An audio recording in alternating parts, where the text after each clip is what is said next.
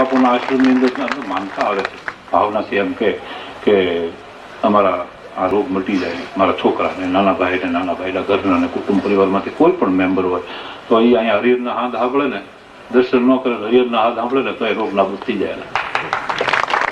એકવાર હરિહરનો હાથ સાંભળવો જોઈએ, બસ આ ઉત્તમમાં ઉત્તમ દવા, રામબાણ દવા. હરિહરના હાથ સાંભળે ત્યાં રોગ નાબૂદ થઈ જાય. દર્શનની ખુશીની વાત છે. અને દર્શન જો કરો ને તમે તો ભવરોગ મટી જાય, ભવરૂપી રોગ મટી જાય. ખાલી માત્ર એકવાર દર્શન કરવાથી. આવા જેના તપ તપે છે આ દવની ઉપર, આવા ભજનના બળ.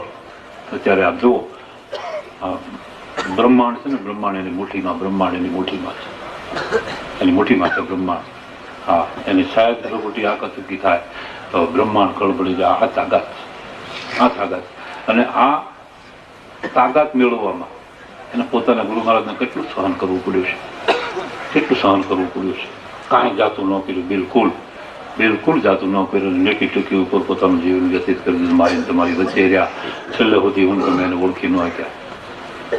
જગતના કોઈ જીવે ન જાણીઓ એવી આખર તક રાખી તે અકળબાજી એવા રમશે રામ રમ બાપ બજરંગ તને અમારી નિમણું જીરો અને કરો રાજી. જગતના કોઈ જીવે ન જાણીઓ એવી આખર તક રાખી તે અકળબાજી. છેલ્લે સુધી તે કોઈને ખબર ન પડવા દીધી. અને માનો